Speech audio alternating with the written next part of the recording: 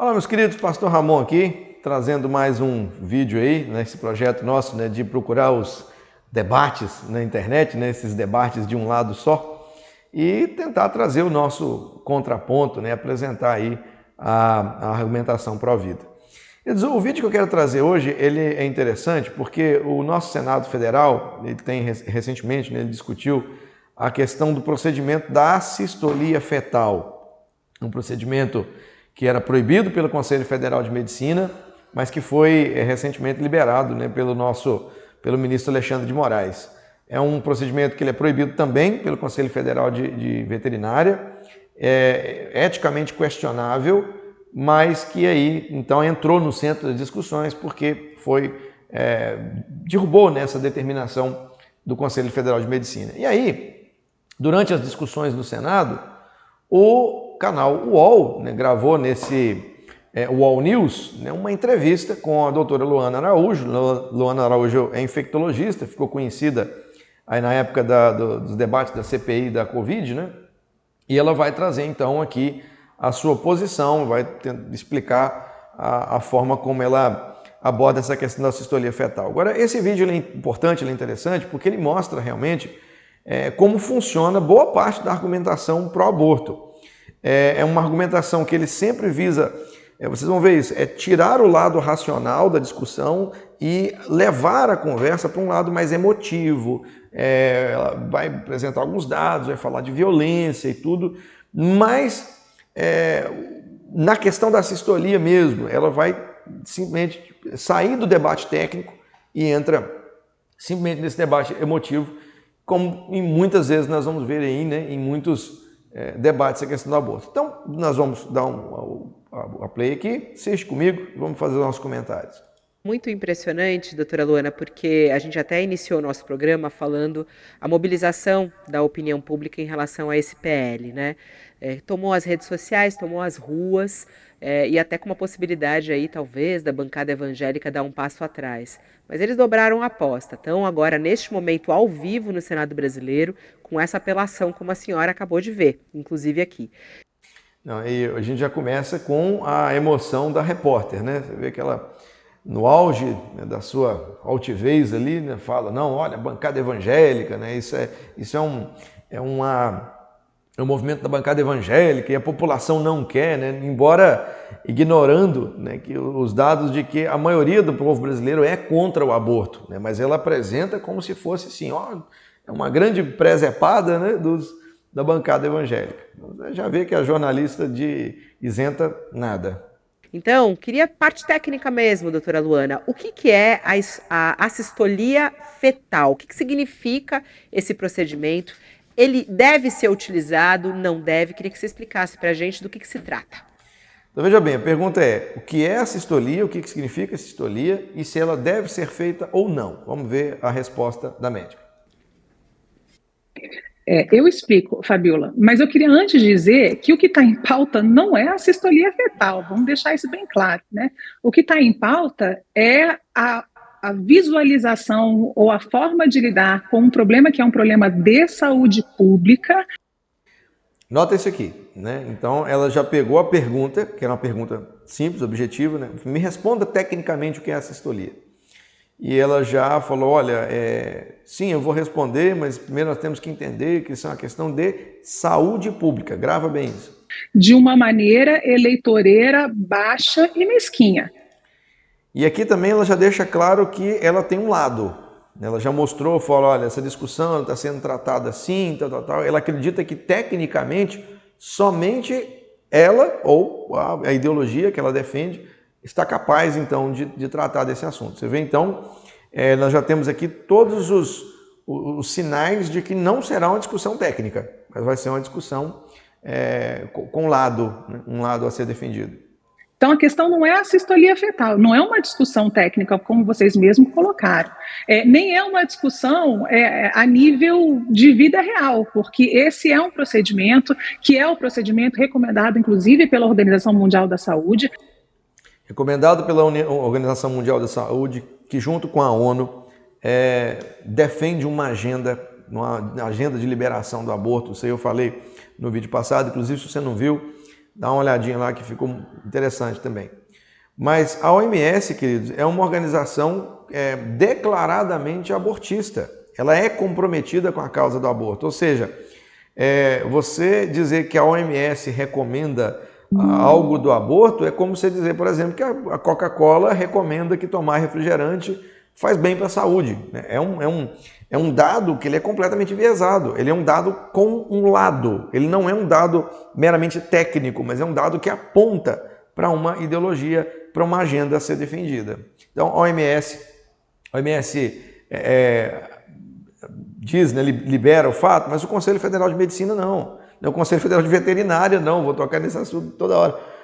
A ética diz que não, né? Mas por que a organização defensora do aborto tem um peso de voz maior do que todas essas outras? Não faz sentido. Para a interrupção da gestação acima de 22 semanas.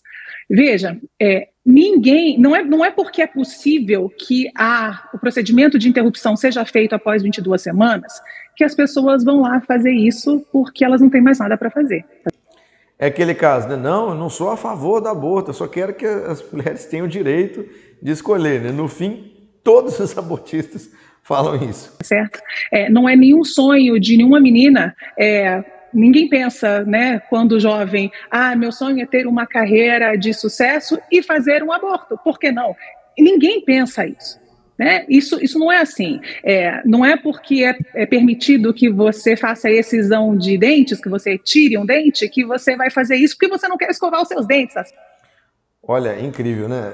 Você percebeu a tentativa de equivalência que ela fez, a comparação, né? Extrair um dente com matar uma criança. Não sei se ela pensou nisso, mas não há equivalência, não há como comparar uma coisa com a outra. Né? Extrair um dente é uma coisa. Matar uma criança de uma forma cruel, como a cistolia fetal é outra coisa completamente diferente. Além do mais, essa argumentação de não, eu não defendo o aborto, né? Eu defendo a escolha da mulher. Esse slogan tem sido dito aí, né? Não, eu não sou pró-aborto, eu sou pró-escolha. Essa questão, querida, ela ignora aquela realidade que eu também falei no vídeo passado, que é a realidade dos abortos forçados. Muitas vezes, o aborto ele não é uma escolha da mulher, mas ele é feito por pressões, né? Pressões sociais, talvez uma pressão do namorado, uma pressão da família, e ela se vê acuada e obrigada a realizar aquele aborto. Então, nem todo aborto é uma questão de escolha. Então, esse slogan precisa ser também refutado, nós precisamos falar sobre isso, porque esse discurso ele tem realmente tomado esse patamar aí de pró-escolha, porque ninguém quer ser pró-aborto. A própria doutora aqui não quer ser pró-cistolia, tanto que ela já fugiu dessa cistolia, ela não explicou até agora o que é. As pessoas recorrem a procedimentos extremos que têm um impacto absolutamente inesquecível, tanto para as mulheres quanto para os profissionais que participam dessas circunstâncias, se isso não for por uma condição extenuante. Não há outra saída. Então, veja, essa PL, que eu não chamo de projeto de lei, que eu chamo de dejeto de lei... Lado político, ela tem um lado político. Porque, infelizmente, nesse país, as pessoas, alguns nobilíssimos parlamentares, têm a imensa dificuldade em promover os seus projetos de lei ou em pensar os seus projetos de lei de acordo com a necessidade real, né, com a realidade dos fatos e entender... Pera aí, então matar a criança por assistolia é uma necessidade? Você vê como é que ela simplesmente não aceita que exista outra posição. Não é a posição correta, a posição única, é a minha e pronto. Isso aqui é um projeto da tirania. Né? Você vê o protótipo da tirania quando uma outra opção que não seja a minha, ela é completamente ignorada. Qual é o impacto que ele vai causar e entender como é que esse impacto vai ser medido e como essa lei vai ter o seu impacto reavaliado para que ela seja constantemente aprimorada. Bom, uma coisa é fato, um impacto que essa lei vai ter é proibir que crianças sejam mortas, muitas vezes de forma cruel. Isso é notável à simples luz da razão, do mero entendimento. isso não existe. Então, eu quero depois trazer alguns números para vocês sobre o impacto da violência sexual sobre crianças e mulheres neste país, mas sobre o procedimento específico que você está mencionando, ele é simplesmente isso. Ele é o procedimento que é recomendado pela Organização Mundial da Saúde naqueles casos em que, infelizmente, é necessária a interrupção da gestação acima de 22 semanas. E ela não falou o que é a sistolia fetal. Você percebeu que ela simplesmente jogou uma série de argumentos de emoção e não apresentou mesmo, tecnicamente, o que é a sistolia. Por quê? Ela não pode falar, porque se ela falar, o argumento dela de emoção, né, cai por terra. Querido, o que é a sistolia fetal? A sistolia fetal, né, o termo sistolia tem a ver com a parada cardíaca, né, do feto. A sistolia fetal provocada, né, o aborto feito por sistolia fetal, ele acontece quando o médico ele injeta uma substância salina, né, o cloreto de potássio, ou a digoxina, né, ou pode ser no cordão umbilical, ou na placenta, ou com o uso de um ultrassom, né, o auxílio de um ultrassom. E essa substância é aplicada direto no coração do bebê no ventre da mãe, né? Ele é utilizado geralmente quando o bebê não pode ser sugado, não pode fazer aquele aborto por sucção. O aborto vai ter que acontecer como uma gravidez induzida, né? Ou seja, por remédio ou por uma cesárea. Então, essa criança não pode nascer viva, né? Aqueles que dizem, né, que o choro da criança ali seria um grande impacto emocional para a criança, né? Essas pessoas ignoram que essa mulher ali na mesa da cirurgia, ela vai sentir a barriga dela esvaziar, ela vai saber que ela deu à luz a um cadáver. Né? O que há? Né? O que há de terapêutico nisso? Né? Como que eu posso dizer que isso é algo que vai causar menos dano psicológico? Mas enfim, então quando se tem que fazer esse aborto tardio, o médico vem, aplica essa injeção, uma injeção salina, né? E mata a criança no ventre para que ela nasça morta. É um procedimento, de novo, ele é proibido, não pode ser feito por animais, gente. O Conselho Federal de Medicina não deixa, veterinária, né, não permite que seja feito. É algo extremamente cruel, é algo que causa dor, é algo eticamente reprovável. É por isso que ela não pode falar o que é. Por isso que ela tem que dizer simplesmente, não, tem uma autoridade que diz que isso é bom. E pronto. Porque se ela explicar realmente a crueldade, a forma como é feito, não tem argumento emotivo mais forte do que mostrar essa realidade, de que a sistolia envolve dor, a sistolia envolve morte, a sistolia não é a única opção. Porque quando isso acontece, o feto já está viável. Vai acontecer um parto, seja o parto vaginal, seja por cesárea, vai acontecer, mas a sanha da morte é tão grande que esse bebê tem que nascer morto. E aí faz esse processo cruel, né, de uma injeção salina, cordão umbilical, ou envenena a placenta, ou direto no coração da criança. Por isso que ela não pode falar. Tá vendo? Se ela falar, a opinião pública não vai aceitar uma coisa dessa, como já não aceita, né? Então, você vê que de técnico, debate não tem absolutamente nada. Doutora Luana, eu queria saber da senhora o seguinte: esse tipo de postura do Conselho Federal de Medicina cria alguma dificuldade para o médico que está lá na ponta? Ele se sente constrangido, com medo de fazer um procedimento e poder acabar sendo punido posteriormente? Interessante, né? Porque ter uma regulamentação, teoricamente, traz mais segurança. O médico sabe, né, o que pode ser feito e o que não pode. Agora, você remover isso, o que o ministro Alexandre de Moraes fez, sim, isso traz insegurança. Mas você ter uma norma definida, ao contrário, ela traz segurança. É claro, isso gera uma insegurança imensa para todos os envolvidos na cadeia de atendimento legal a essa mulher. Eu quero deixar isso claro. Esse é um atendimento legal. A gente está falando dos casos que são previstos por lei: estupro, anencefalia do feto ou risco de vida para a mãe. Então, veja, se essa mulher vai ficar insegura, é claro que o profissional ou os profissionais envolvidos nesse atendimento também também ficarão inseguros, porque fica aí uma situação extremamente vulnerável para todos os envolvidos, porque não há uma coerência de postura entre a autarquia que rege o exercício da medicina e a justiça, né, e a Constituição desse país. Então, o Conselho Federal havia dito que a sistolia fetal é proibida. A Constituição não recepciona o aborto porque o artigo 5º diz da inviolabilidade da vida humana. O Código Civil diz que a vida é o artigo 2º, né, a personalidade jurídica. A personalidade civil acontece depois do nascimento com vida, mas a legislação põe a salvo desde a concepção. O nosso Código Penal criminaliza o aborto. Não há aborto legal. Existem casos em que o aborto não é punido, os casos do artigo 128 e aquele caso que o STF tirou da cabeça dele, que é a questão da anencefalia. Mas isso é segurança, né? Todo o sistema jurídico dizendo isso é errado. Isso é segurança. Agora, quando começa um ministro se valer aí do seu poder e simplesmente começar a brincar com as normas e com as leis, isso sim causa insegurança.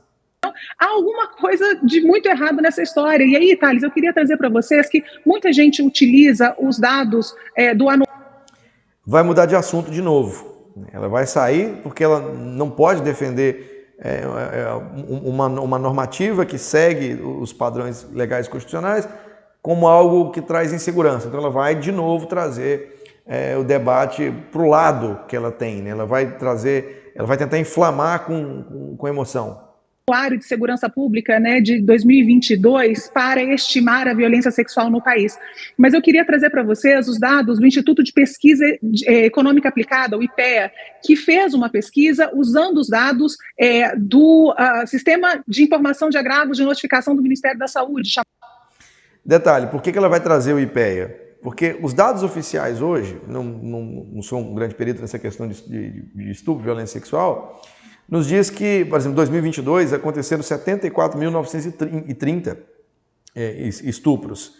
O IPEA vai dizer que houveram 822 mil, né? Então são números muito discrepantes, muito distantes, e esse número de 822 mil, ele casa melhor com a argumentação dela, com o lado que ela defende. Então é necessário que seja trazido isso. Chamado Sinan, para fazer o cálculo dessa prevalência do estupro e entender o quanto que a gente enxerga desse estupro, na verdade, no país e o quanto que, de fato, ele acontece. Os números do IPEA são absolutamente assustadores. A gente está falando de um número mínimo de vítimas no país, no ano de 2022, de 822 mil mulheres estupradas. Detalhe, uma das coisas que o IPEA também levantou é que a maioria desses estupros ele acontece em meninas abaixo de 13 anos.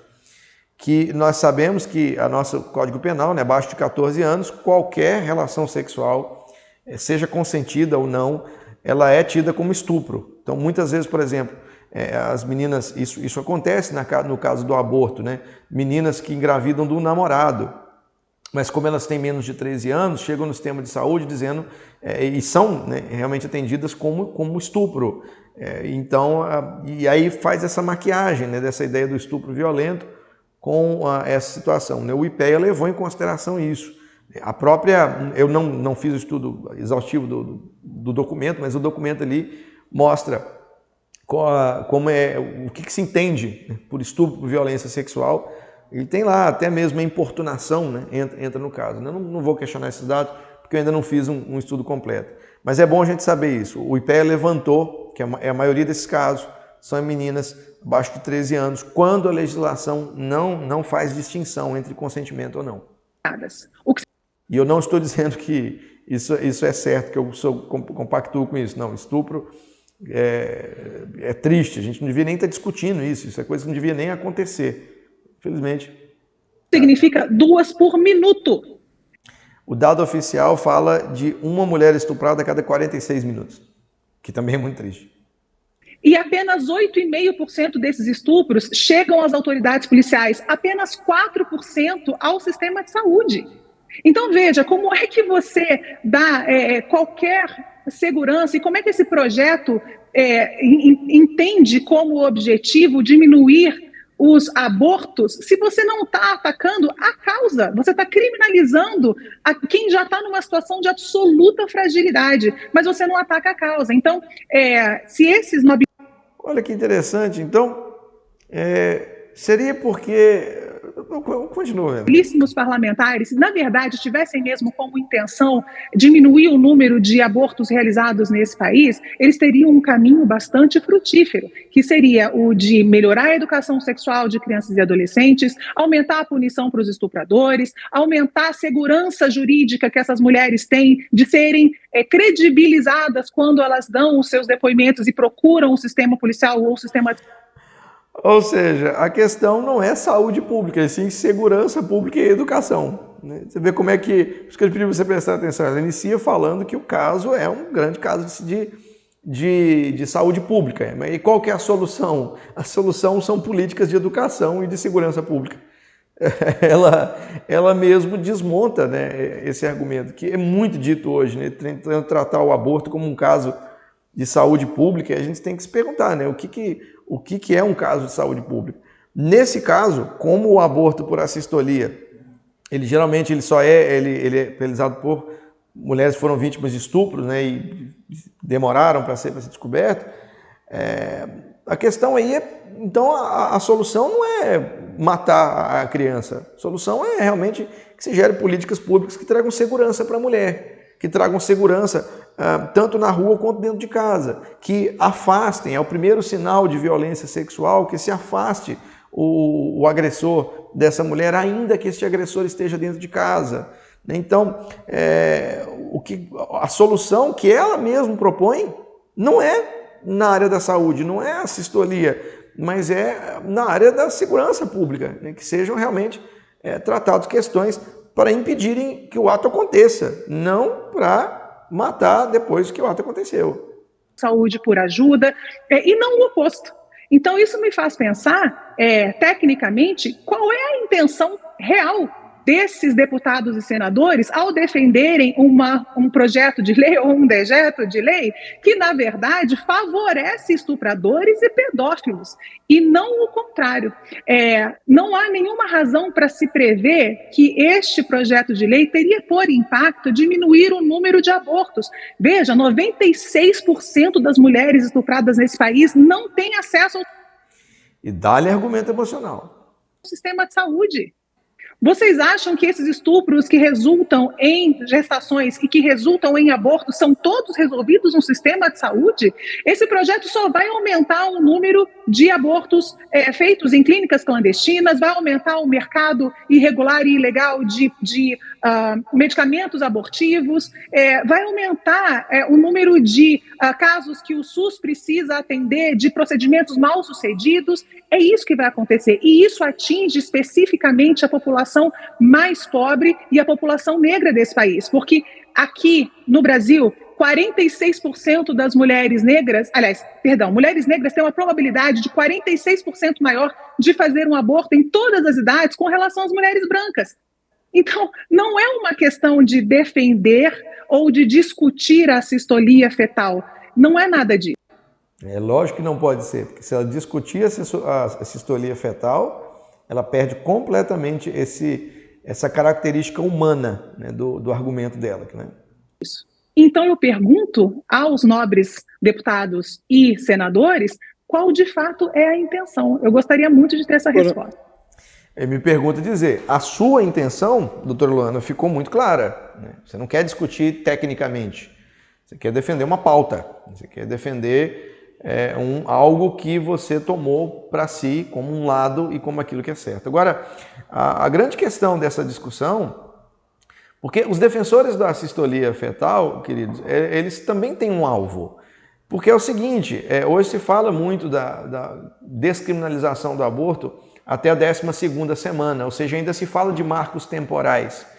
Com esses abortos tardios e esses métodos de abortar a qualquer momento, como é o caso da assistolia fetal, o que se busca é alargar esse prazo, é esticar, fazer com que o aborto torne-se algo na sociedade, não só por uma marca temporal, mas em qualquer tempo.